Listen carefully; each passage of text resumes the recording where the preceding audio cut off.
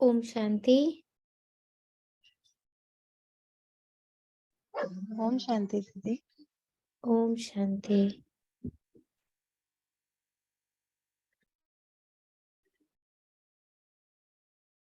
आप दादा का अभी मैंने दे दिया, अभी सो रहे होती। एक सेकेंड होल्ड करेगा प्लीज।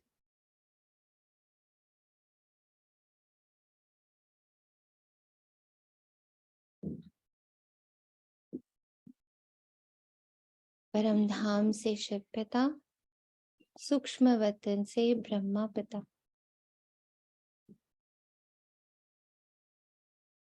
आकाश मार्ग से धरा की ओर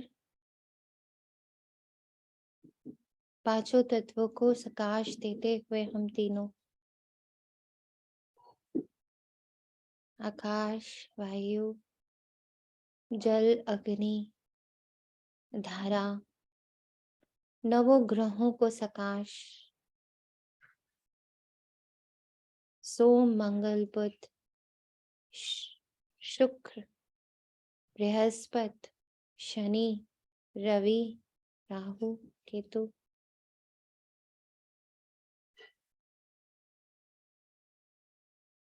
सभी को दिव्य सकाश प्राप्त होता हुआ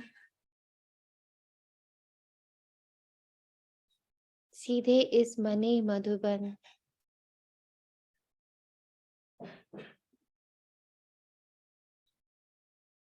प्रवेश करते हैं बाप दादा के साथ।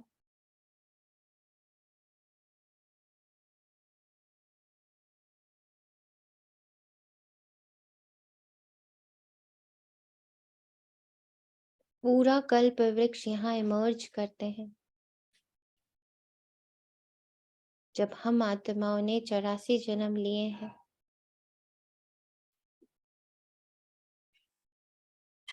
तो हर आत्मा से कभी ना कभी किसी ना किसी रूप में जुड़े जरूर हैं।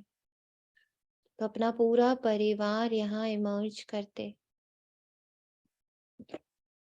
स्पेशली उन आत्माओं को आगे बिठाते जिनके प्रति हम सजग हैं, जिनका हमें मालूम है कि इनके साथ हमारा संबंध है।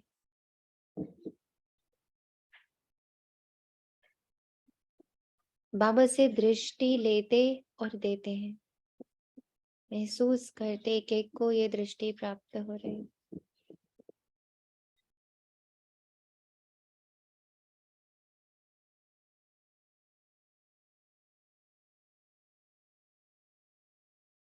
बाप दादा के हाथ में मुरली रखते कि बाबा सुबह से कई बार पढ़ी है, समझी है,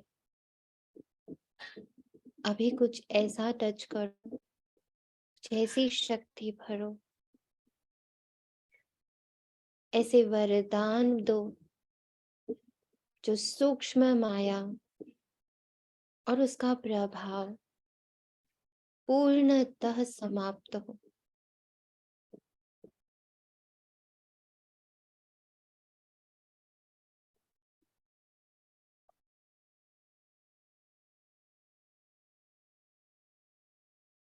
संकल्प डाल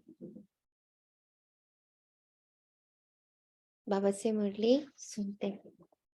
आज है 6 जनवरी 2022 प्रातः मुरली। ओम शांति। बाप दादा मधुबन से हमारे छोटे से प्यारे से पर बहुत पावरफुल मिनी मधुबन में मीठे बच्चे, क्रोध बहुत दुखदाई है। ये अपने को भी दुखी करता तो दूसरे को भी दुखी करता। इसलिए श्रीमत पर, इन भूतों पर विजय प्राप्त करो।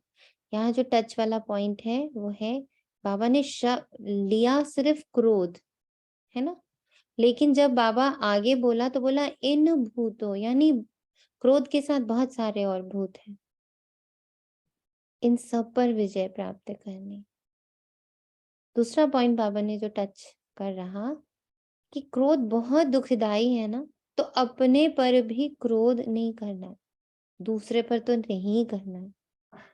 अपने को भी दुखी नहीं करना, दूसरे को भी दुखी नहीं करना।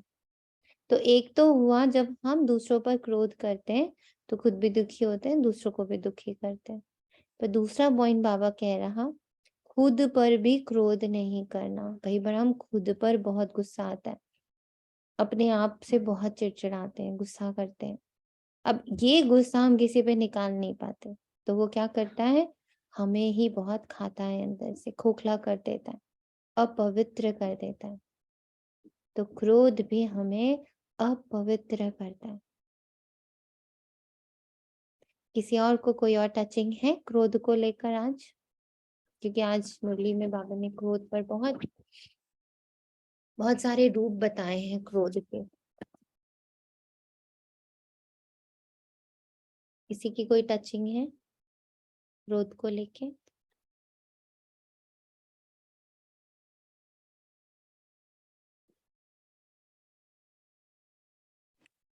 ओम शांति। शांति। सोनिया जी, इसमें जो बाबा कह रहे हैं क्रोध बहुत दुखदाई है, अपने को भी दुखी करता है, दूसरे को भी दुखी करता है।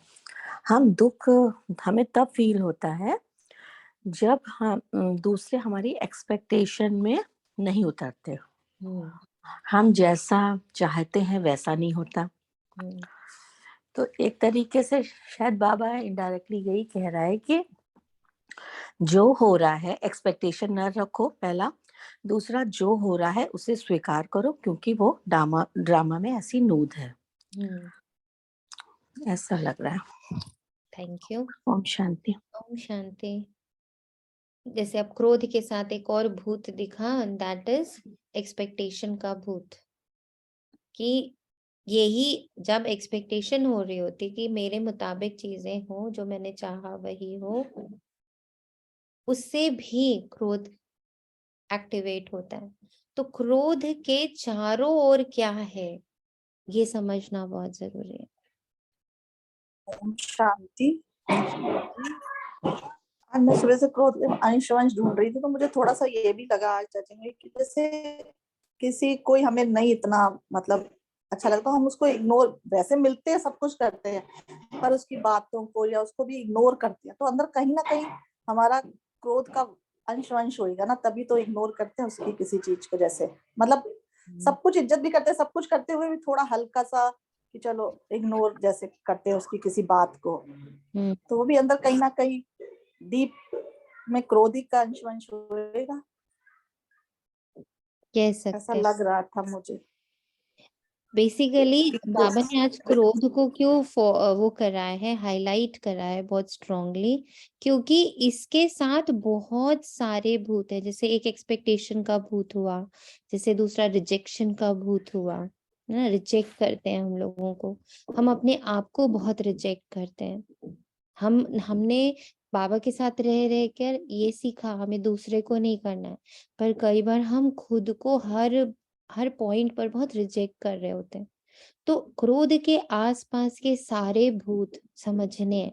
क्रोध तो एकदम लास्ट स्टेज है, कि जब बहुत सारी चीजें एक्यूमुलेट हो जाती हैं, तब जाकर क्रोध, जैसे कि ज्वालामुखी कहते हैं ना, ज्वालामुखी फटने से पहले नीचे बहुत कुछ होता है, तब कहीं जाकर ज्वालामुखी फटता है। तो क्रोध तो हो गया वो ज्वालामुखी, वो एकदम स्ट्रॉन्ग सा एकदम दिखता है, एकदम साफ साफ, लेकिन उसके पीछे जो भूत हैं छोटे छोटे, वो हमें नहीं दिखते। वो हमें देखने समझने, जैसे एक कारण पता चला कि हम एक्सपेक्ट बहुत करते हैं, एक कारण पता चला हम एक्सपेक्ट बहुत करते हैं। दूसरा क्या बताइए? एक पता चला कि हम रिजेक्ट करते हैं। और सोचिए, और बताइए। ओम शांति दीदी। जिससे कि क्रोध बढ़ जाता है। दीदी ओम शांति। ओम शांति। दीदी मैं को भूल के रोल को ही मैं समझते हैं, तो इससे भी क्रोध आता है कि मैं माँ हूँ, मैं बहन हूँ, मैं आत्मा हूँ, ये भूल जाते हैं ना, तो इससे भी क्रोध बढ़ जाता है दीदी। रोल कॉन्शियस हो जाते हैं। जी। दीदी आगे ही मुरली में जैसे बाबा ने बोला हुआ है कि जैसे आपने भी कहा कि किसी किसी का जो क्रोध है वो प्रत्यक्ष दिखाई देता है, किसी का नहीं दिखाई देता। तो हम्म हम लोग वो वाला क्रोध नहीं करते हैं मोटा मोटा कि दिखाई दे ये गुस्सा कर रही है। पर हम्म जहाँ हमारे अनुसार थोड़ा सा कार्य इधर उधर नहीं होता है ना, हम्म तो उसका जो जिस भाव में हम आ जाते हैं वो कहीं ना कहीं वो क्रोध का ही होता है, तभी तो हम उस भाव में रिएक्ट के भाव में आ जाते हैं।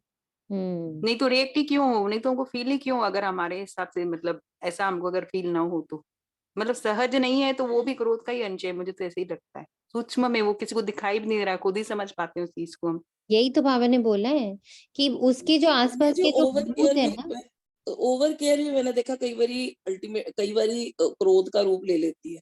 हम्म आप ओवर केयर कर रहे हैं, सामने वाला हो सकता है अपने किसी काम में बिजी हो, या मतलब वो उतना नहीं जवाब दे पाए, तो मुझे लगता है वो भी कहीं ना कहीं क्रोध का सिम्टम बन जाता है। चाहे वो एक्सप्रेस ना करे, लेकिन हमारे अंदर तो वो क्रोध का भाव आता है।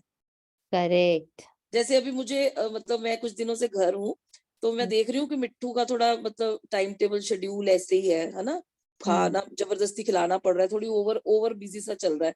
तो अभी मैंने उसको कुछ कहा, तो may be she was tired, या आप मतलब जो आपको तो उसकी बेसिक नेचर पता ही है, बट अल्टीमेटली मुझे ऑफेंसिव सा लगा थोड़ा सा। तो मैं हल्का सा, तो मैंने शाउट किया, वेरी ऑनेस्ट सबमिशन। तो मुझे लगता है कि ओवर केयर अगला के बंदे की हम बात नहीं समझ पाते, तो वो भी क्रोध का रूप थोड़ा सा ले लेती है। ओम शांति। ओम शांति।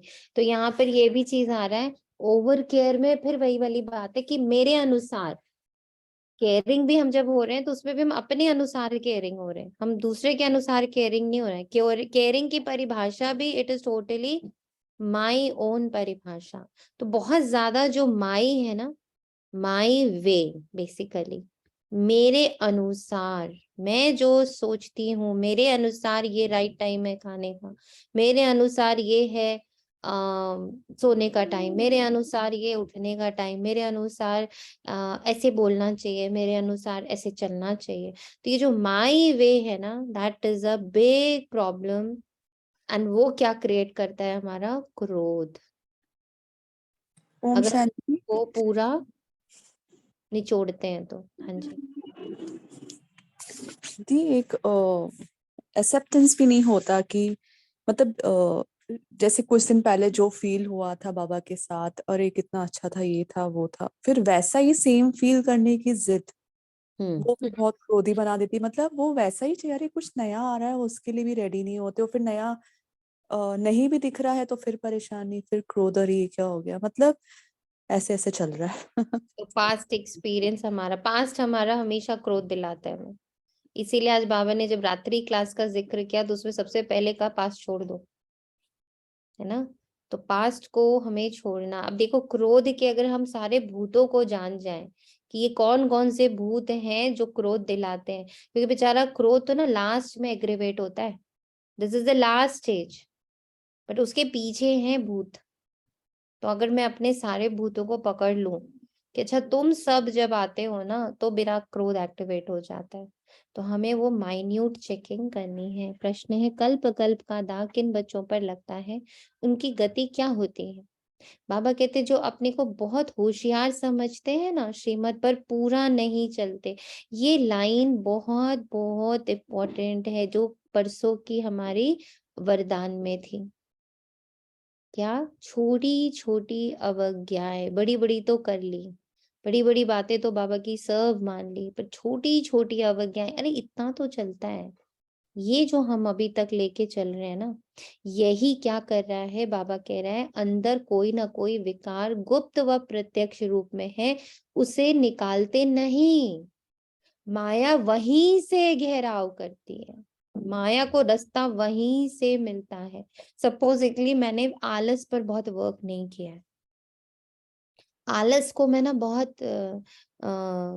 बहुत बड़ा विकार नहीं समझ रही हूँ, उसको थोड़ा सा मैंने सहेज के रखा हुआ है, कोई बात नहीं, कभी कभी थोड़ा सा आलस चलता है। जो ये मैंने एक छोटा सा रखा हुआ है, ये मेरे आलस से किसी को दुख थोड़ी मिल रहा है, मेरे आलस से किसी और को प्रॉब्लम थोड़ी कर, कोई पाप थोड़ी कर रही हूँ, आलस कोई पाप थोड़ी क्रिएट कर दे रहा है ना। थोड़ा सा अलबेले हो जा रहे हैं तो ठीक है ना, मेरा पुरुषार्थ कम हो रहा है, मेरी पद कम हो जाएगी ना, but it is not harming others. मेरा आलस दूसरों को तकलीफ नहीं। ऐसे बहुत सारे छोटे छोटे विकार हैं जिसके प्रति हम ये सोचते कि भाई ये दुख का कारण नहीं बन रहा, ये पाप का कारण नहीं बन रहा, ये किसी को तकलीफ नहीं दे रहा, ये कोई विकर्म नहीं करवा रहा, तो लेट इट बी, थोड़ा सा रहने दो। ये क्या करेगा, यहीं से माया को रास्ता मिल रहा। ऐसे बच्चों पर कल्प कल्प का दाग लग जाता है, उन्हें फिर अंत में बहुत पछताना पड़ेगा। ओम शांति दी। ओम शांति। जैसे हम मोडली काउंटिंग है कि 5 टाइम्स करनी है, तो मुझे फिर इसके लिए भी थोड़ा वो हो जाता है। जैसे आज मैंने ना बहुत लाइट रही कि एक बार किए, no I will do my work first, और कई बार क्या मैंने काम छोड़ के बैठना है, this also makes me heavy. और फिर तो मेरे को इतना आज थोड़ा मैंने बोला नहीं, आज तो मैं आराम से सुकून से करूंगी, लोड नहीं लूंगी। तो आज बहुत अच्छा फील हो रहा है, आई एम फीलिंग लाइक और एवरीथिंग इज बैलेंस्ड ऐसा। So good. मतलब ये अब हम लोग को चेकिंग अपनी बहुत सूक्ष्म करनी है। जो बाबा कहते हैं ना कि सूक्ष्म चेकिंग करो अपनी, कि भाई कहाँ से अभी भी हमें क्या कर रहे हैं, माया बहुत सूक्ष्म रीति वर्क कर रही है हमारे ऊपर। तो इससे हमें अपने आप को बचाना है बहुत ज्यादा। हाँ? बाबा कहता क्योंकि जो हम ये होशियारी समझते हैं ना अपनी, कि इससे थोड़ी किसी को नुकसान हो रहा है, इससे थोड़ी किसी का नुकसान का वो हो रहा है, बट वो सूक्ष्म रूप में मेरे को क्या कर दे रहा है, माया के घेराव में डाल दे रहा है। माया को रास्ता मैं वहीं से दे रही हूँ, और कब वो उसमें बड़े बड़े विकारों के लिए भी जगह बना देगी, है ना। आलस कब क्रोध को जगह दे देगा, आलस कब मोह को जगह दे देगा, पता भी नहीं चलेगा हमें। इसी के लिए बाबा कह रहा सूक्ष्म में भी, और कोई ऐसा भी विकार है जो हार्मलेस है, जो मुझे आज दिख रहा था, आलस इज हार्मलेस, किसी को हार्म नहीं कर रहा है। ठीक है, मेरा मेरा सिर्फ पुरुषार्थ वो स्लो कर देता है, बट वो किसी को हार्म नहीं कर रहा होता। तो we become very casual about आलस। तो वो आज बाबा ने जैसे टोका है कि बच्चे ऐसे ही खान पान का है, दृष्टि देकर खाना खाना, दृष्टि देकर पानी पीना, अपने हाथ का बना के खाना। देन शब्द, जब हम लोगों के साथ बात कर रहे हैं तो लहजा, शब्द, ये सब चीजों में हम अभी भी थोड़ी थोड़ी अवज्ञाओं में चलते हैं, हम बहुत ध्यान नहीं देते। सूक्ष्म में नेगेटिव चल रहा हो, फिर हम सोच रहे हैं हम किसी के लिए, अरे हम किसी को बोल थोड़ी रहे हैं, तो मेरे मन में थोड़ा थोड़ा सा चला, हमने किसी को कहा थोड़ी है। तो ये छोटा छोटा अवज्ञाएं, ये छोटी छोटे विकार जो मैंने अंदर पाल के रखे हैं, वो कब मेरे को अंदर से बिल्कुल खत्म कर देंगे, जो बाबा ने कहा अंत में बहुत पछताना पड़ेगा, ये हमें पता नहीं चलेगा। इसीलिए बाबा ने आज गीत भी चलाया, आज अंधियारे में है इंसान। ओम शांति दी। ओम शांति। आज हमारे से ऐसे ही हुआ था, कुछ मतलब टोन वाज चेंज, तो बाबा ने कहीं से मतलब टच किया, तो फिर उस टोन को चेंज करने में, टोन में मतलब इट वाज नॉट गुड, तो फिर 1 घंटे साइलेंस किया था। Good, very good, very good. अपने आप को थोड़ा थोड़ा इस तरह से हमें करना है, ताकि हम अपने आप के साथ जरा भी कैजुअल ना हो। ओम शांति। बच्चे जानते हैं कि बेहद का बाप, जिसको हेवेनली गॉड फादर कहा जाता है, वे सबका बाप है। वे बच्चों को सम्मुख बैठ समझाते हैं। बाप तो सभी बच्चों को इन नयनों से देखते हैं। आज इतनी स्ट्रॉन्ग बात बाबा ने बोली ये वाली, कि बाबा बच्चों को इन नैनों से देखते हैं। उनको देखने के लिए उनको दिव्य दृष्टि की जरूरत नहीं है। यानी दिव्य दृष्टि से फिर हम क्या देखते हैं, जब हमें देखने के लिए बाबा को नॉर्मल आंखें ही काफी हैं, तो फिर दिव्य दृष्टि से बाबा क्या देखते हैं। क्यों बाबा ने 2 नैनों की बात करी, इन नैनों से देखते हैं, उनको बच्चों को देखने के लिए दिव्य दृष्टि की दरकार नहीं है। क्यों कहा बाबा ने ऐसा?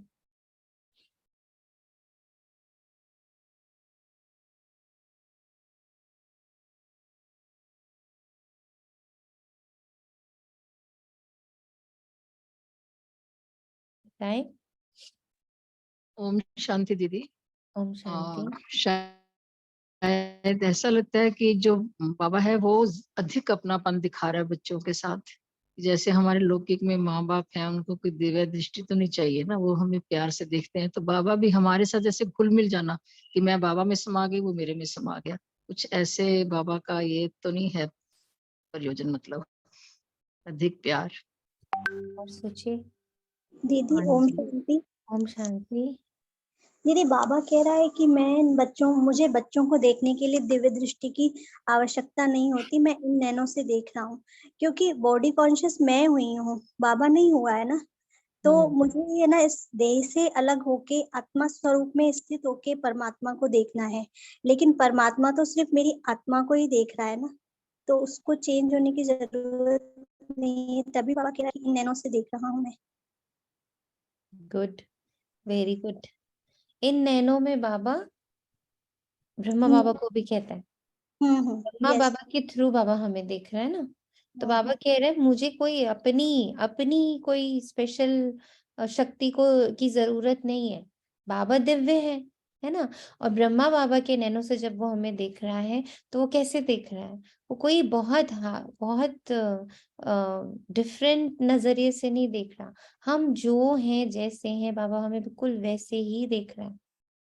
बाप जानते हैं परम धाम से बच्चों के पास आया हूँ, ये बच्चे भी यहाँ देहधारी बन।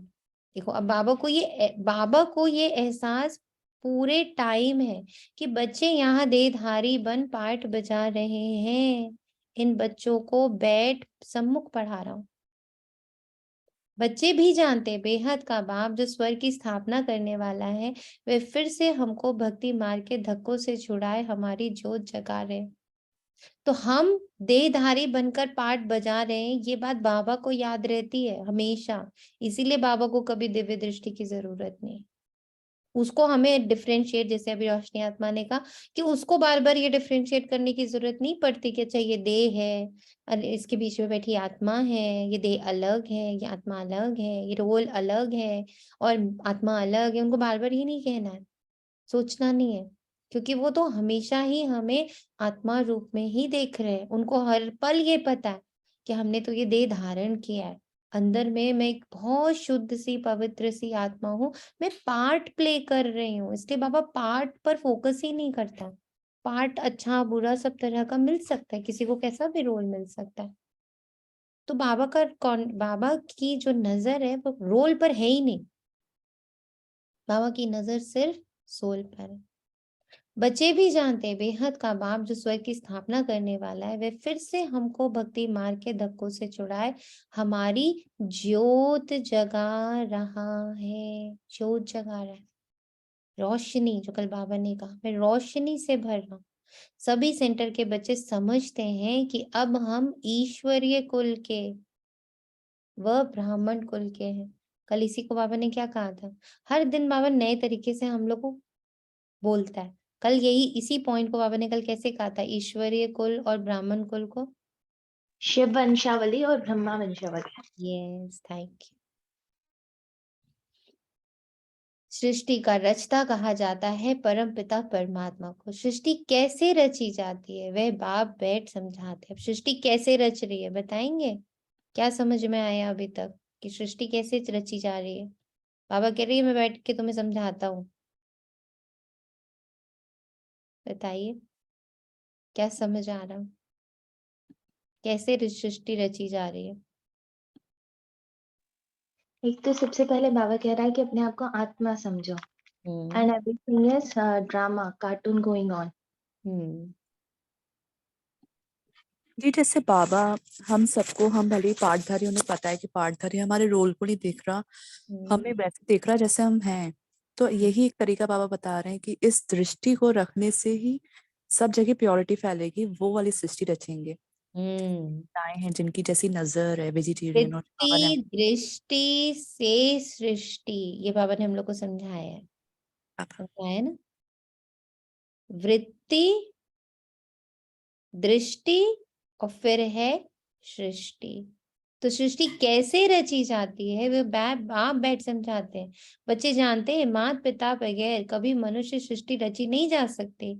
ऐसे नहीं कहेंगे कि पिता द्वारा सृष्टि रची जाती है, नहीं, गाया ही जाता है, तुम मात पिता हम बालक तेरे। तो ये मात पिता सृष्टि रचकर फिर उन्हों को लायक बनाते हैं। ये बड़ी खूबी है, कितनी क्यूट सी बात है। और बाबा ने ये भी बताया आज हम लोगों को कि ये बात हर जगह चुराई भी गई।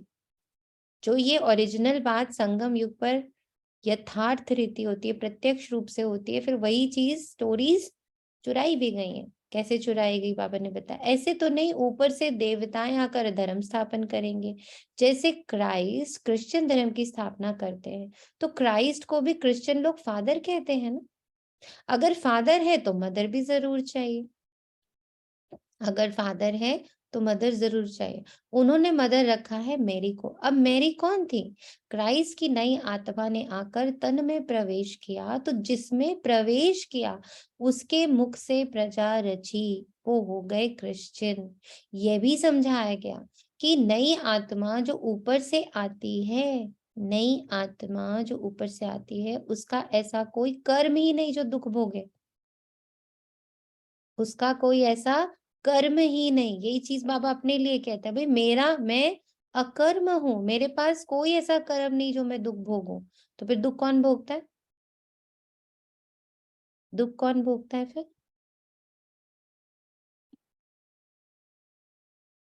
बताएं।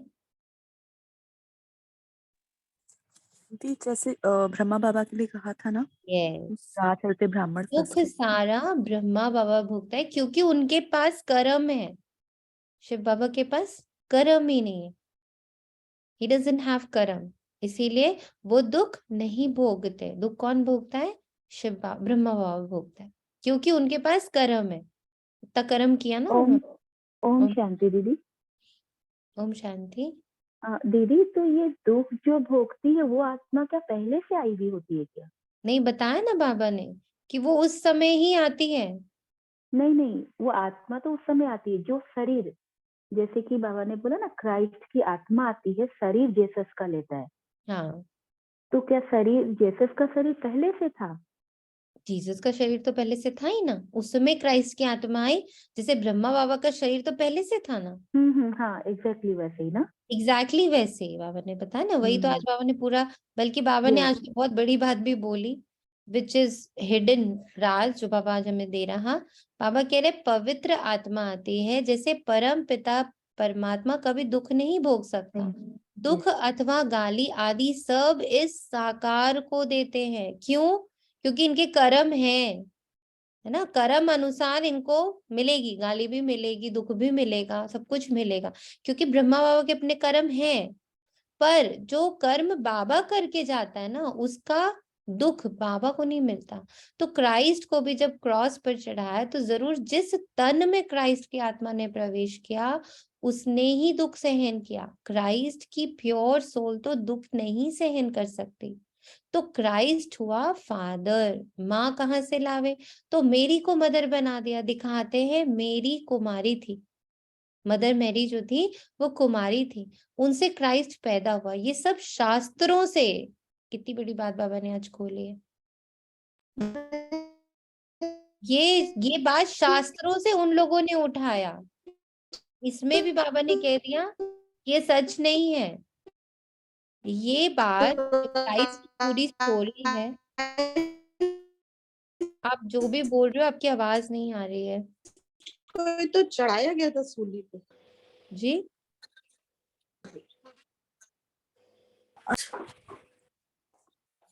नहीं, मैं कह रही हूँ क्राइस्ट को तो सूली पे जीसस को तन को चढ़ाया गया ना, तन को उस पर चढ़ाया ना उन्होंने, तन को चढ़ाया ना, आत्मा को तो चढ़ा ही नहीं सकते ना।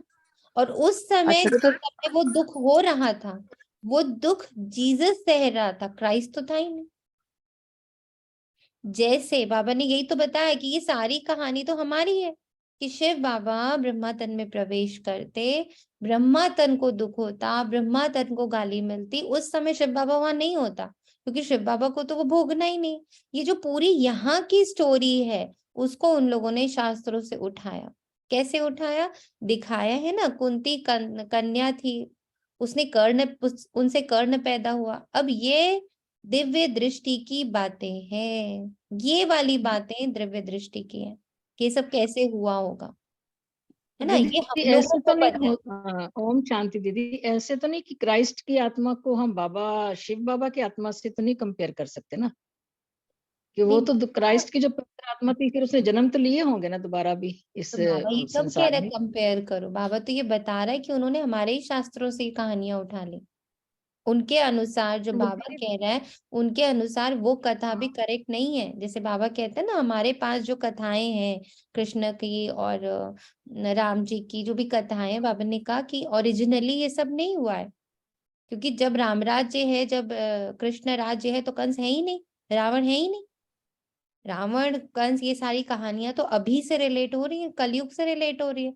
सतयुग त्रेता में तो ये सब है ही नहीं। तो वो है ही जैसी नहीं, हाँ। कहानियां करेक्ट ओम नहीं है, ऐसे ही बाबा ने बताया कि ये कहानी भी करेक्ट नहीं है। दी ओम शांति, आपके द्वारा ही बाबा ने बताया था ना कि कृष्ण और क्राइस्ट का सिमिलर है दोनों का। तभी तो बाबा ने बताया था कि अगर ध्यान से देखो तो ये पूरी यहाँ से कथा उठाकर वहां पर उन्होंने अपनी बना दी। फिर इन्होंने चुराया, that is not true. That is what Baba is saying. देखो अभी तो कहा ना बाबा ने, आप लोग ध्यान से प्लीज मुरली पढ़ते क्यों नहीं हो? ये सब शास्त्रों से उठाया है, ये सब शास्त्रों से उठाए। और कैसे बाबा कहे? तभी शब्दों में ही कहेगा ना। दिखाया है ना, कुंती कन्या थी, उसने कर्ण पैदा हुआ। ये अब ये दिव्य दृष्टि की बातें हैं, परंतु उन्होंने फिर कॉपी किया है। लो क्लियर तो लिख दिया बाबा ने, उन्होंने फिर कॉपी किया है।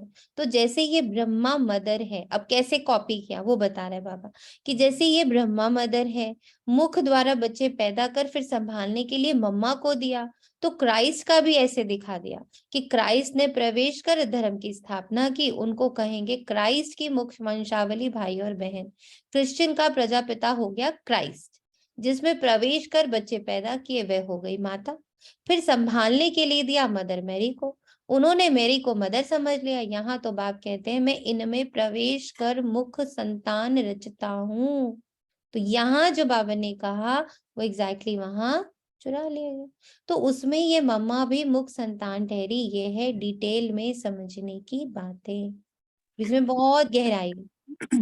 दीदी एक और, जब बाबा मुरली पढ़वा रहे थे तो ये भी लगा कि ऐसे कैसे हो सकता है कि लाइक क्राइस्ट में जो प्योर सोल आ रही है दैट इज ओके, बट वो सेपरेट कैसे हो पा रही है, वो मुझे मतलब लाइक बहुत हिला दी बात की। वो सेपरेट कैसे हो सकती है जब यहाँ तो ठीक है शिव बाबा है ही नहीं रहकर, जब कोई भी हो तो बाबा चले जाते हैं। बाबा ने हमेशा बोला है मैं अपना मुरली सुनाता हूँ चला जाता हूँ, मैं सारा दिन इस रथ पे सवारी नहीं हाँ, करता। यही पॉइंट दीदी मेरे दिमाग में भी तो आया। फिर सेम। वही चीज इसके लिए भी लगा कि वो प्योर क्योंकि सोल बाबा ने क्लियरली बताया कि ये उन्होंने एग्जैक्टली ऐसे हमारी स्टोरी कॉपी करी है। बाबा ये थोड़ी कह रहे कि वो करेक्ट है। हाँ बाबा ये वही। बताने कि ऐसे ही हमारी स्टोरी कॉपी करी गई, एग्जैक्टली ऐसे जैसे अभी चल रही है कि ब्रह्मा तन में शिव बाबा आए, फिर शिव बाबा और ब्रह्मा बाबा ने मुख वंशावली रची। अब उनको एक मदर दिखानी थी तो उन्होंने मदर मैरी दिखा दी। इधर जैसे सरस्वती माँ कुंवारी है, वहां पर उधर मदर मैरी को भी कुंवारी दिखा दिया। और यहाँ पर भी हमारी अगर स्टोरीज उठाओ तो कितनी कॉम्प्लिकेटेड स्टोरीज है। ब्रह्मा और सरस्वती को जब हमारे हिंदू धर्म में दिखाते हैं तो उनको तो वो हस्बैंड वाइफ भी दिखा देते हैं। तो चीजें कैसे डिस्टॉर्टेड फॉर्म में हो गई ये बाबा बता रहे हैं। और फिर तो इसका कैसे मतलब तो बाबा यही को हुआ ना कि सब सब कथाएं ही हैं, मतलब एग्जैक्टली सब कथाएं, हाँ सब कथाएं ही हैं। किसी की भी कथा करेक्ट नहीं है हमारे नहीं है। पास, उसको इतना वो आपने ऑल्टर एक बार कर दिया बताया था गया ना, है। कथाएं करेक्ट नहीं होती, क्या करेक्ट होता है? कुछ बताया था ना, कथा और उसमें क्या जीवनी, बायोलॉजी, बायोग्राफी, बायोग्राफी, हाँ। बायोग्राफी जो होती है वो करेक्ट होती है, पर जो कथा होती है वो तो स्टोरी बनाई है हमने। हम कथा में तो कुछ भी कहीं से भी तोड़ मरोड़ कर सकते। बट ये कथाएं भी जब बनी थी ना, जो ओरिजिनल फॉर्म था वो हमारे पास है नहीं। जो वेद, जो शास्त्र, जो उपनिषद, जो महाभारत, जो रामायण, जो गीता एग्जैक्टली लिखी गई थी वो हमारे पास नहीं है। हमारे पास उसके वर्जन्स हैं, कि किसने उसको किस तरह से लिया।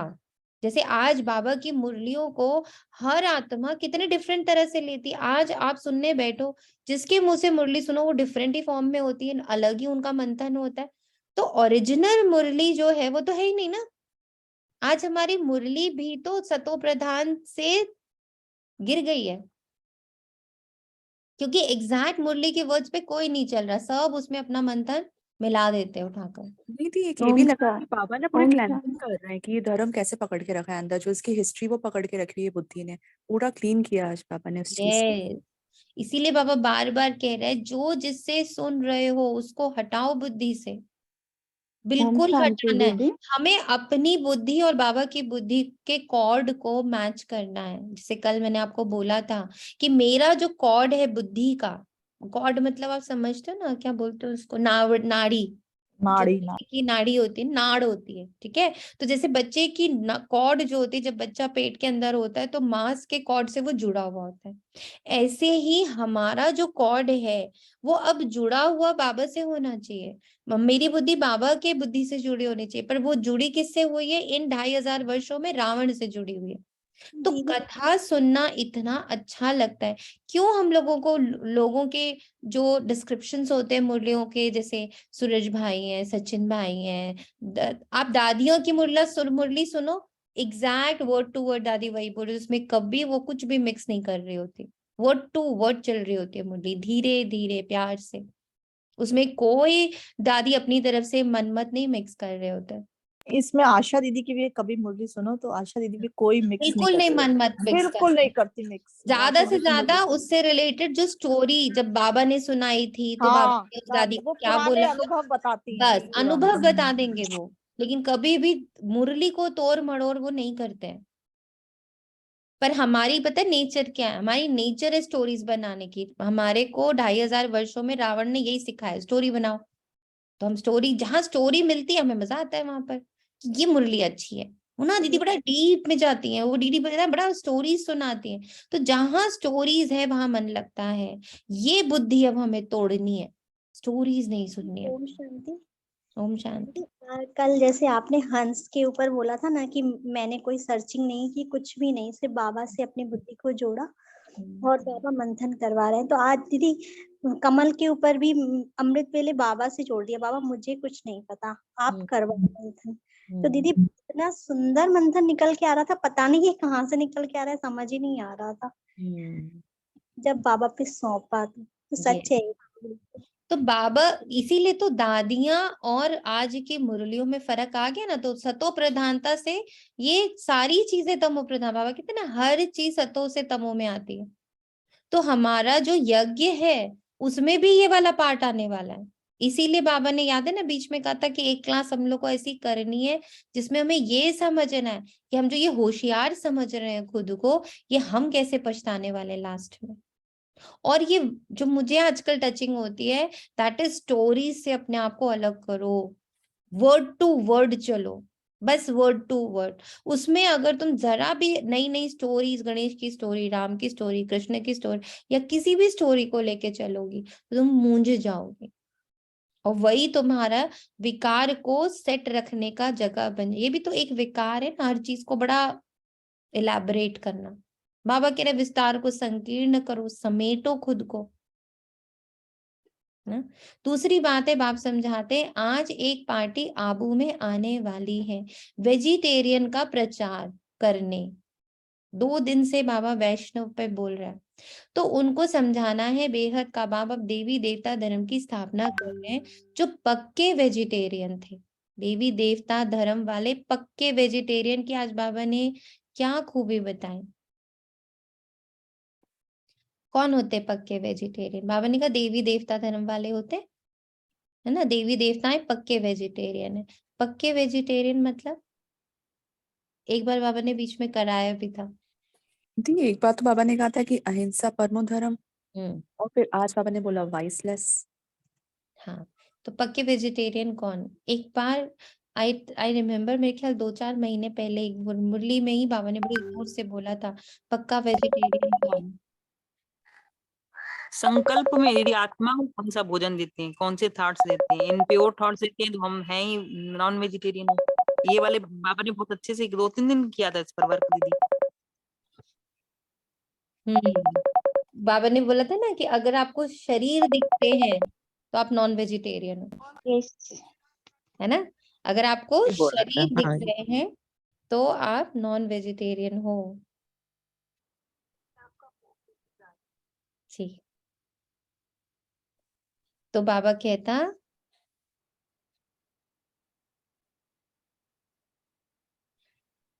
अब ये सुनाएंगे कि वैष्णव बनने में कितने फायदे हैं। तो और कोई भी धर्म इतना वेजिटेरियन नहीं होता।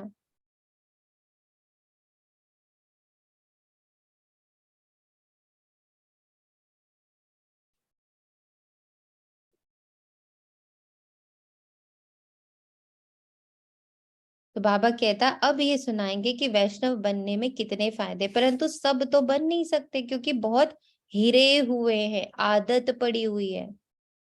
ये एक बहुत इंपॉर्टेंट वर्ड है आज का, हिरे हुए।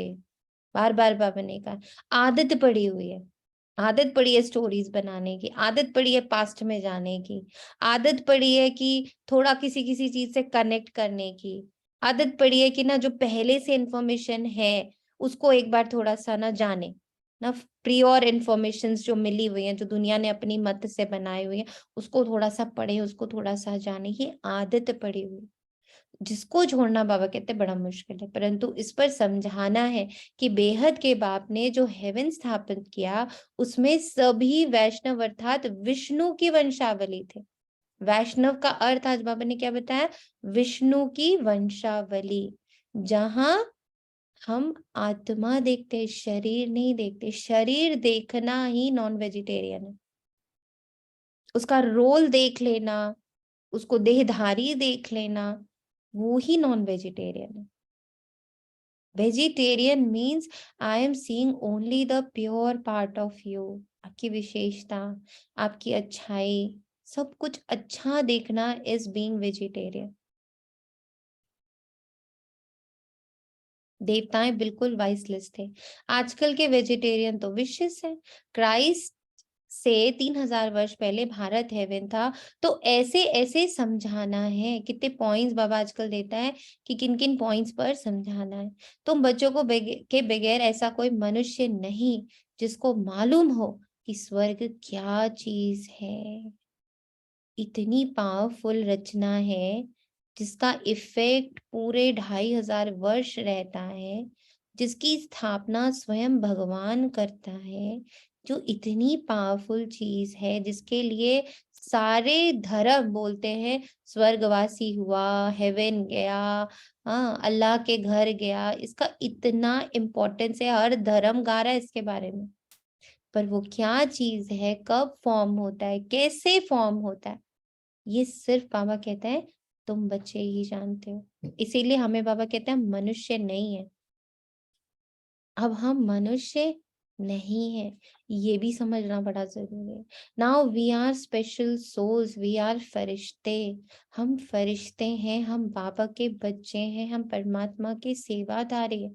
हम उसके बताए हुए कदमों पर चल रहे हैं। वो अब मुझे चला रहा है, उसके अनुसार अब हम चल रहे हैं। ये बुद्धि में सेट होना बहुत जरूरी, क्योंकि वो मेरे द्वारा क्या कर रहा है, स्थापना कर रहा है। किस राज्य की स्थापना कर रहा है, स्वर्ग की। लक्ष्मी नारायण के मंदिर में भल जाते, बाबा भी जाते थे, परंतु ये नहीं जानते कि स्वर्ग में इन्हों की राजधानी होती है। सिर्फ महिमा गाते हैं, परंतु उन्हों को किसने राज्य दिया कुछ भी पता नहीं। सोचो कैसे बाबा फुल वेजिटेरियन बना रहा है, विष्णु वंशावली तैयार कर रहा है, प्रॉपर किस चीज को वेजिटेरियन समझ रहा है बाबा। और ये सब कुछ कर किसके साथ रहा है, किसके द्वारा रहा है। हम कभी इसकी इम्पोर्टेंस समझते हैं? मेरे द्वारा, मुझ आत्मा द्वारा, हम ब्राह्मणों द्वारा। ये जितने ब्राह्मण हमारे आसपास घूम रहे हैं, कोई भी साधारण नहीं। जिसको भगवान ने चुन लिया ना, अब उसको मैं साधारण नजरों से नहीं देख सकती, क्योंकि उसका सिलेक्शन भगवान ने किया है। जैसे मैं आप लोगों से शेयर करती हूँ ना कि मेरा थोड़ा बहुत इंक्लिनेशन रहता है, अगर मेरे को कभी कुछ टाइम पास करने का मन करता है तो आई गो फॉर ये महादेव टाइप का जो सीरियल होता है, उसमें एक चीज इतनी प्यार से बाबा ने मुझे सिखाई ना, कि जिन भी बच्चों का सिलेक्शन भगवान करता है, उसको अपना बनाता है या उसको जन्म देता है या उस पर अपना हाथ रख देता है, वो सारे जो बच्चे होते हैं वो बहुत स्पेशल होते हैं, उनके अंदर अलग पावर्स होती हैं, पर उनके ऊपर पेपर्स भी, मतलब फिर उसी तरह की चीजें उनके ऊपर आती भी हैं। तो बहुत उसको देखकर ये बड़ा समझ में आ रहा होता है कि जब भगवान, और हर जने का अलग अलग काम है ना, किसी को भगवान राक्षस कुल से भी उठाता है कि इससे ना मुझे ये वाला एक, जैसे रावण की ही स्टोरी है कि रावण से क्या स्थापित हुआ, एक नया अध्याय स्थापित हुआ कि भगवान को तुम बांध नहीं सकते हो, तुम भक्त हो, बहुत अच्छी बात है। भक्ति का उसमें एक नया, जब भक्ति को क्लैरिटी देनी थी कि हाँ व्हाट इज भक्ति, जिसमें उसने क्या किया, भगवान को बांधने की कोशिश करी कि अब तुम मेरे हो गए हो ना, मैं तुम्हारा सबसे अच्छा वाला बड़ा वाला भक्त हूँ, तो तुम अब मेरे हो जाने चाहिए, तुम मेरे साथ रहो, मेरे साथ लंका में चल के रहो। उसने बांधने की कोशिश करी। तो अब उसका सिलेक्शन किस लिए हुआ था, उसने, जबकि सबसे जो शिव स्तुति है वो रावण ने ही बनाई थी, उसने बहुत सारे, उसने एक वेद की भी रचना करी, उसने एक शिव स्रोत की भी रचना करी, बहुत बहुत पावरफुल चीजें उससे करवाई पहले भगवान ने, भक्ति से, उसकी भक्ति से ये सारी चीजें बनी। अब उसके अंदर एक चीज आ गई, दैट इज अहंकार। तो अब अहंकार का एग्जाम्पल सेट करने के लिए उसको यूज किया गया, और फिर ये चीज स्थापित करेगी कि देखो भक्ति का भी अहंकार नहीं कर सकते और भगवान को कभी तुम बांध नहीं सकते। इस अध्याय के लिए उसका सिलेक्शन हुआ। तो I can not question Ravana, I can सोनिया नॉट जी एक चीज ऐड करूंगी, कल ही एक चीज पता चली, शायद हो सकता है आपको पहले से ही पता हो, पर मुझे लगा तो मैं शेयर करूं कि जो भक्ति है वो भक्ति में एक देवी के रूप में दिखाई गई है, और ज्ञान और वैराग्य उसके दो पुत्र दिखाए गए हैं। और जो ज्ञान और वैराग्य है उनका जो बल है वो कलयुग में बिल्कुल निर्बल है, और भक्ति में बहुत बहुत मतलब जैसे वही ना कि कलयुग में ग्रंथों में भी लिखा था कि कलयुग में बहुत भक्ति होगी, भक्ति की प्राप्तियां भी बड़ी जल्दी होंगी, ऐसा लोगों को फील होगा कि जो लोग पाप करते हैं उनको तो बड़ी जल्दी फल मिल जाते हैं। तो लेकिन जो ज्ञान है और वो वैराग्यता है, मतलब जो नष्टो मोह है, वो उनकी डिग्री बड़ी कम होगी। ये कल ही थोड़ा सा पहली बारी पता चला ये वाली चीज। Okay, thank you for sharing. तो बेसिकली जो समझ आता कि जब कुछ भी स्थापना हो रही है, कोई भी कार्य हो रहा है, भगवान जिसको जिस चीज के लिए चुन रहा है ना, मुझे उसकी रिस्पेक्ट करनी है, भले वो नेगेटिव वर्क के लिए यूज करे, क्योंकि बाबा किस समय किस आत्मा को किस रूप में यूज कर रहा हमें नहीं पता।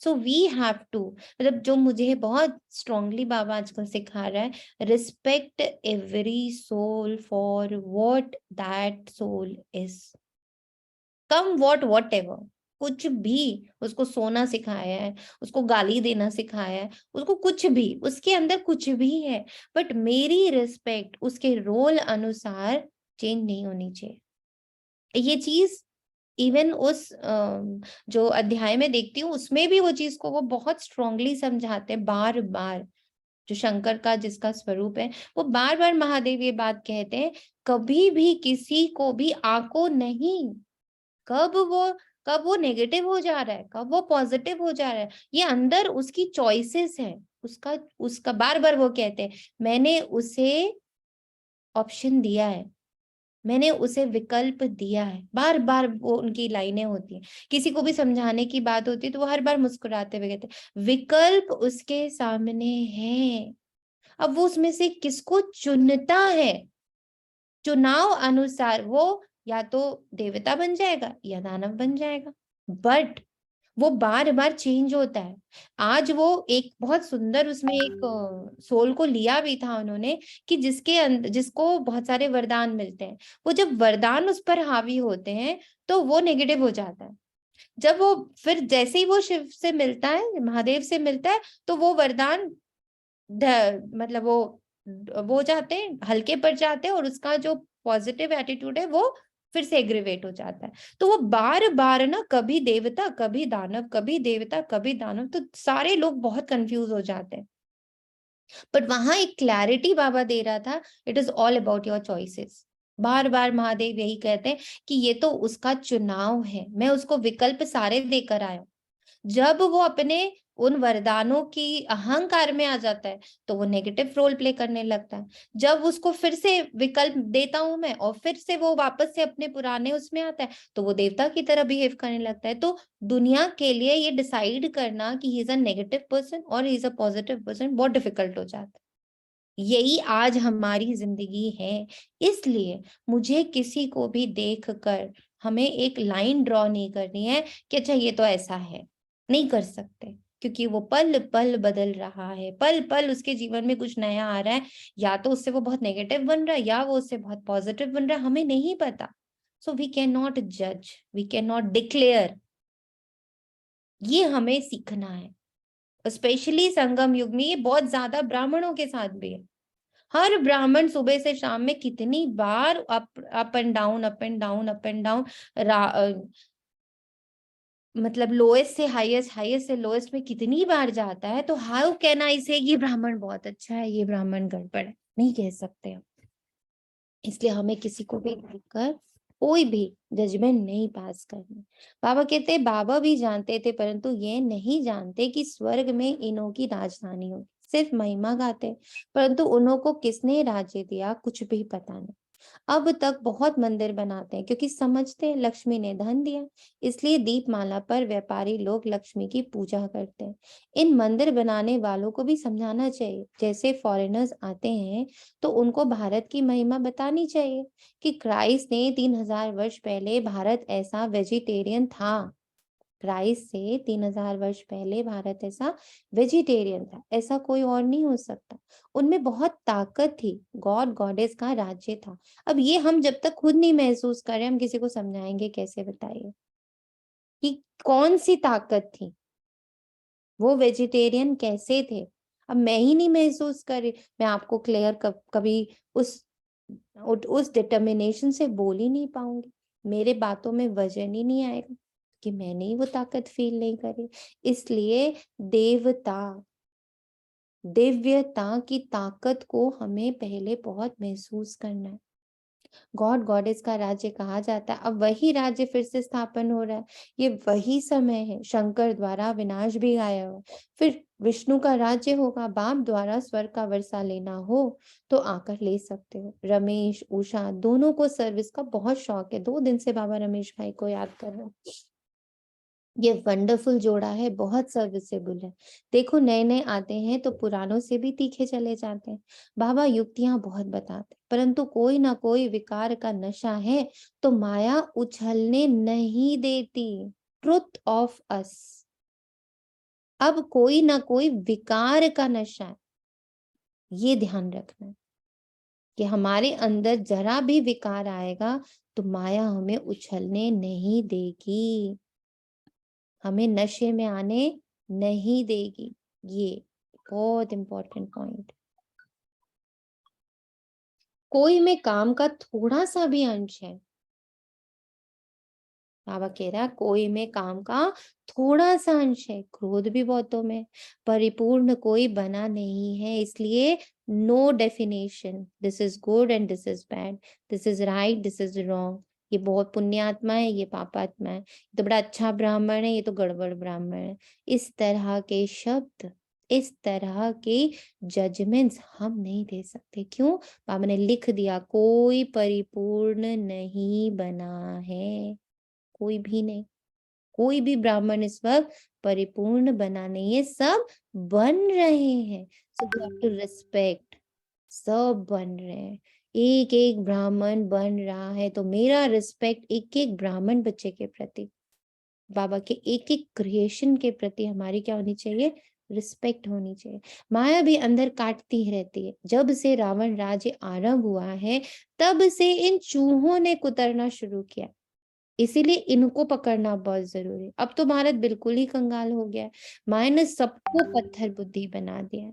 तो कितना रहम, सबको पत्थर बुद्धि बना दिया, खुद पर भी गिर रहे हैं। अच्छे-अच्छे बच्चों को भी माया ऐसे ही घेरती है, जो उनको पता ही नहीं पड़ता कि हमारा कदम पीछे कैसे जा रहा है। Very important.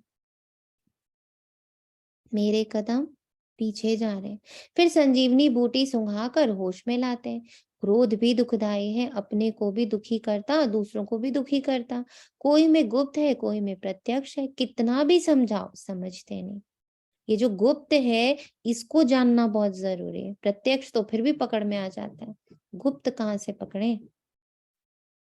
तो हमें जानना है क्रोध के पीछे के। एक बार क्लास भी बाबा ने कराई थी, सबको अगर ध्यान हो, कि क्रोध आता क्यों, उसके पीछे कितना बड़ा कारोबार है।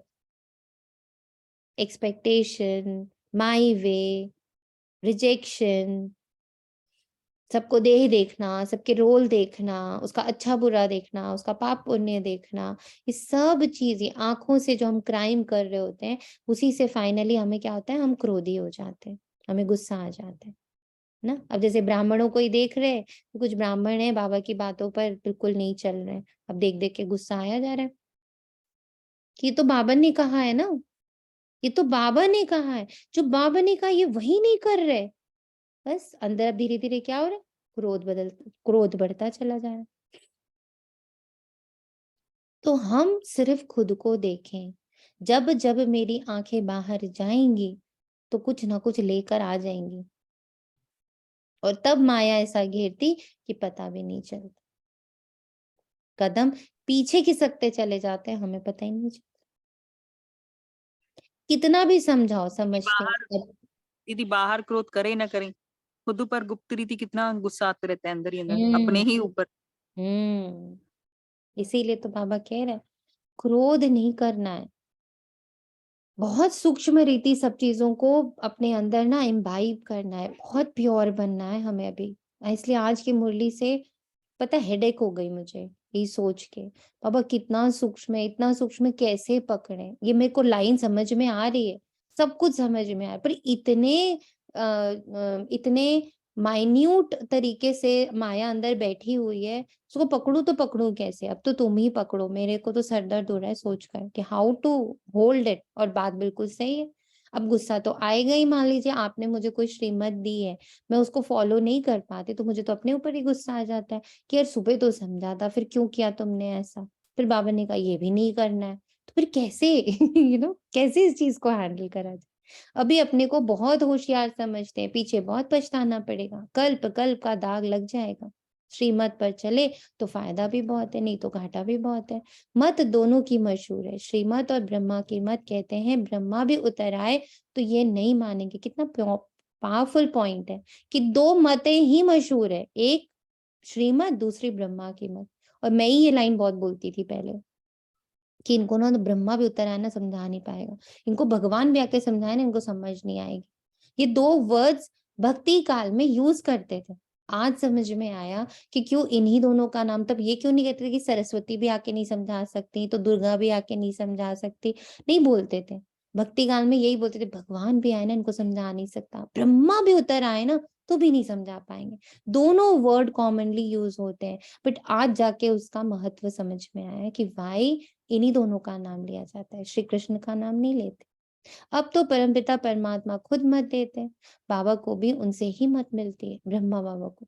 बाबा का बच्चों पर बहुत प्यार होता है, बच्चों को सिर कुल्हे चढ़ाते हैं। बाप की एम रहती है कि बच्चा उच्च चढ़े तो कुल का नाम निकलेगा, परंतु बच्चा ना बाप की माने ना दादा की माने, तो गोया बड़ी माँ की भी नहीं माना, उनका क्या हल होगा, बात मत पूछो। बाकी सर्विसेबल बच्चे तो बाप दादा के दिल पर चढ़ते हैं। अब सर्विसेबल का अर्थ क्या समझ में आया बताइए? सर्विसेबल का अर्थ क्या समझ में आया? अपनी सर्विस दीदी करना। स्वयं बात की मानने वाले, बाबा सबसे की पहले बात मानने वाले।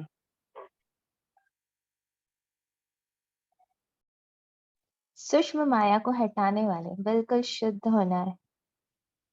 जो अंदर छोटे छोटे चूहे कुतरते हैं ना, उनको हटाना है। पर भी क्रोध नहीं आए, खुद पर भी क्रोध, ये खुद की सर्विस हो जाएगी ना, मैं आत्मा खुद के लिए सर्विसेबल बन गई। ये अपनी स्टोरी छोटी छोटी सी जो अविज्ञाएं कर रहे हैं वो भी। बाबा स्टोरी लेस भी बना रहे हैं कि कितनी सारी स्टोरीज अंदर पकड़ के बैठे हैं कि लक्ष्मी ने धन दिया इसलिए मंदिर बना लिया उठा के, और क्राइस्ट के लिए भी इतना कुछ बताया, मतलब कितना कुछ अंदर होल्ड है ना, उसको बाबा कैसे क्लीन करे जा रहे हैं। ठीक है, तो ये पॉइंट हमें समझने हैं। तो बाबा कहता, तो उन्हों को समझाना है कि इसी भारत में विष्णु के घराने का राज्य था जो फिर स्थापन हो रहा है। अब बाबा फिर उसी भारत को विष्णुपुरी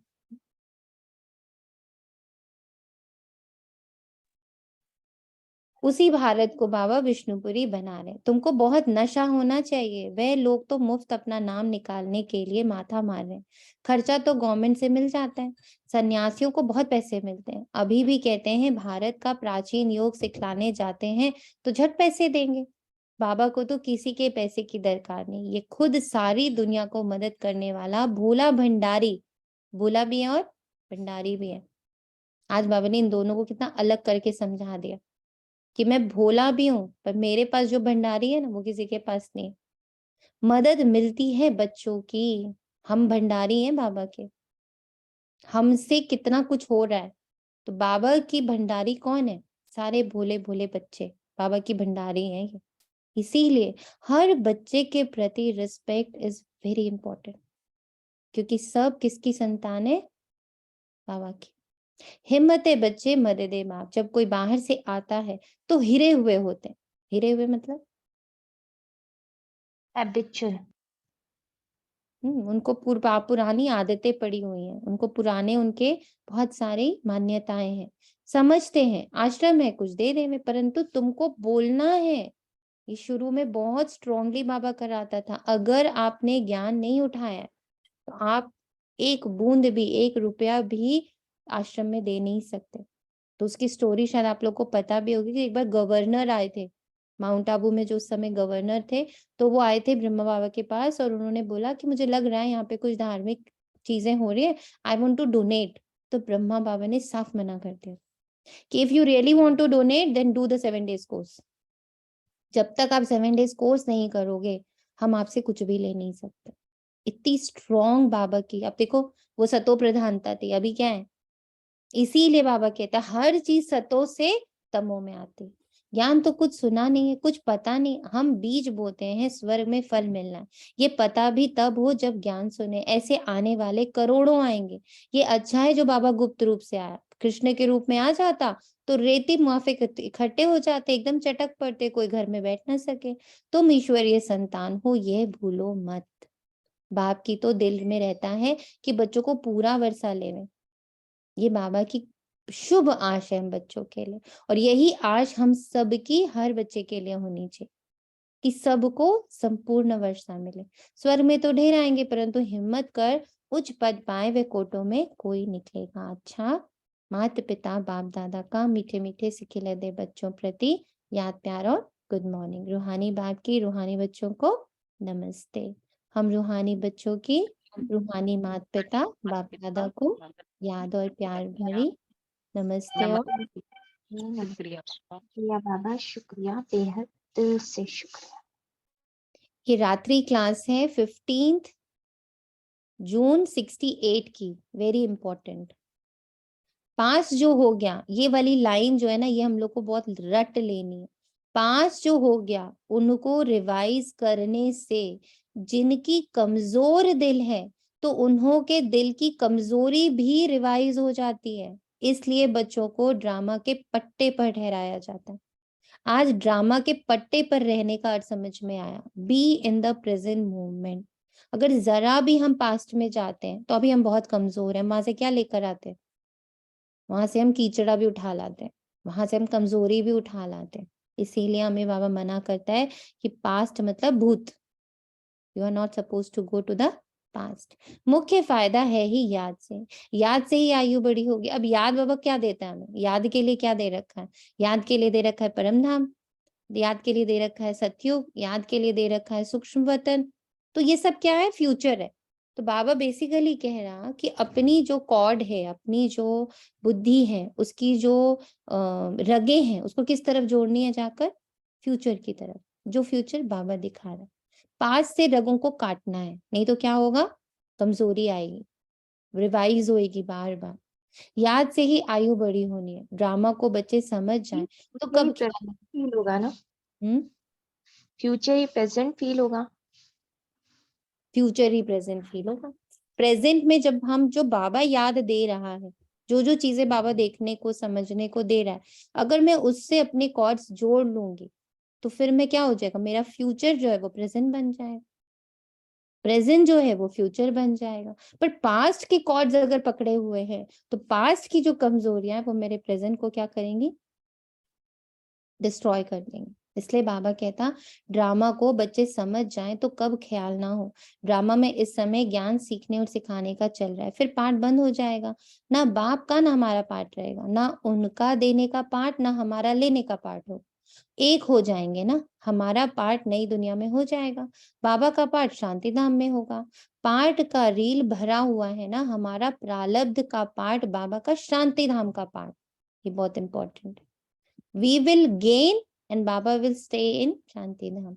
देने और लेने का पार्ट पूरा हुआ, ड्रामा ही पूरा हुआ, फिर हम राज्य करने आएंगे, वह पार्ट चेंज होगा, ज्ञान स्टॉप हो जाएगा, हम वह बन जाएंगे। पार्ट ही पूरा तो बाकी फर्क नहीं रहेगा। बच्चों के साथ बाप का भी पार्ट नहीं रहेगा। बच्चे ज्ञान को पूरा ले लेते हैं तो उनके पास कुछ रहता ही नहीं, ना देने वाले के पास रहता ना लेने में वाले में कमी रहती, तो दोनों एक दो के समान हो गए। इसमें विचार सागर मंथन करने की बुद्धि चाहिए। खास पुरुषार्थ है याद की यात्रा का। बाप बैठ समझाते हैं, सुनाने में तो मोटी बात हो जाती, बुद्धि में तो सूक्ष्म है ना। अंदर में जाते हैं शिव बाबा का रूप क्या है, समझने में मोटा रूप हो जाता, भक्ति मार में बड़ा लिंग बना देते। आत्मा तो है छोटी सी, यह है कुदरत, कहाँ तक अंत पाएंगे, फिर पिछाड़े में बेअंत कह देते। बाबा ने समझाया सारा पाठ आत्मा में भरा हुआ है, ये कुदरत है, अंत नहीं पाया जा सकता। सृष्टि चक्र का अंत तो पाते हैं, रचयिता और रचना के आदि मध्य अंत को तुम ही जानते हो। बाबा नॉलेजफुल है, फिर भी हम फुल बन जाएंगे, पाने के लिए कुछ रहेगा ही नहीं। बाबा इसमें प्रवेश कर पढ़ाते हैं, वो है बिंदी। आत्मा का व परमात्मा का साक्षात्कार होने से खुशी थोड़ी ही होती है। मेहनत कर बाप को याद करना है, विकर्म विनाश होंगे। बाप कहते हैं मेरे से ज्ञान बंद हो जाएगा तो तेरे में भी बंद हो जाएगा। नॉलेज ले उच्च बन जाते हैं, सभी कुछ ले लेते, फिर बाप तो बाप है ना, तुम आत्माएं आत्माएं रहेंगे, बाप होकर तो नहीं रहेंगे। यह तो ज्ञान है। बाप बाप है, बच्चे बच्चे हैं, ये सभी विचार सागर मंथन कर डीप में जाने के बाद ये भी जानते हैं, जाना तो सभी को है, सभी चले जाने वाले हैं, बाकी आत्मा जाकर रहेगी। सारी दुनिया ही खत्म होनी है, इसमें निडर रहना होता है, पुरुषार्थ करना है निडर होकर रहने का। तब निडर होंगे जब हमें ड्रामा बहुत अच्छे से समझ आएगा, शरीर आदि का कोई भी भान ना आए, उसी अवस्था में जाना है। बाप आप समान बनाते हैं अशरीरी, तुम बच्चे भी आप समान बनते रहते हो। एक बाप की ही याद रहे ऐसा पुरुषार्थ करना है। अभी टाइम पड़ा है, ये रिहर्सल तीखी करनी पड़े, प्रैक्टिस नहीं होगी तो खड़े हो जाएंगे, टांगे थिरकने लग पड़ेंगे और हार्ट फेल अचानक होता रहेगा। तमो प्रधान शरीर को हार्ट फेल होने में देरी थोड़ी लगती है। जितना अशरीरी होते जाएंगे, वेरी वेरी इंपॉर्टेंट पॉइंट, बाप को याद करते रहेंगे तो बाबा के नजदीक आते जाएंगे। योग वाले ही निडर रहेंगे, योग से शक्ति मिलती है, ज्ञान से धन मिलता है। बच्चों को चाहिए शक्ति, तो शक्ति पाने के लिए बाप को याद करते रहो। बाबा है अविनाशी सर्जन, वे कभी पेशेंट नहीं बनते। अभी बाप कहते हैं तुम अपनी अविनाशी दवाई करते रहो, हम ऐसी संजीवनी बूटी देते हैं जो कभी भी कोई बीमार ना पड़े। सिर्फ पतित पावन बाप को याद करते रहो, पावन बन जाएंगे। देवताएं सदैव निरोगी पावन है ना। बच्चों को ये निश्चय हो गया है कि हम कल्प कल्प वर्षा लेते हैं, अनगिनत बार बाबा आया है, जैसे अभी आया। बाबा जो सिखाते जो समझाते यही राजयोग है। वे गीता आदि सभी भक्ति मार्ग के, ये ज्ञान मार्ग बाप ही बताते हैं, बाप ही आकर नीचे से ऊपर उठाते हैं। जो पक्के निश्चय बुद्धि, जो पक्के निश्चय बुद्धि वही माला का दाना बनते। बच्चे समझते हैं भक्ति करते करते हम नीचे गिरते आए हैं, अभी बाप आकर सच्ची कमाई कराते। लौकिक बाप इतनी कमाई नहीं कराते जितनी पारलौकिक बाप कराते। अच्छा बच्चों को गुड नाइट और नमस्ते। धारणा के लिए मुख्य सार है सर्विसेबल बनने के लिए विकारों के अंश को भी समाप्त करना, सर्विस के प्रति उछलते रहना। दूसरा पॉइंट है हम ईश्वरीय संतान है, श्रीमत पर भारत को विष्णुपुरी बना रहे, जहां सब पक्के वैष्णव होंगे। इस नशे में रहना है, कंप्लीट वैष्णव। वरदान लेते दुख के चक्रों से सदा मुक्त रहने और सबको मुक्त करने वाले स्वदर्शन चक्रधारी भव।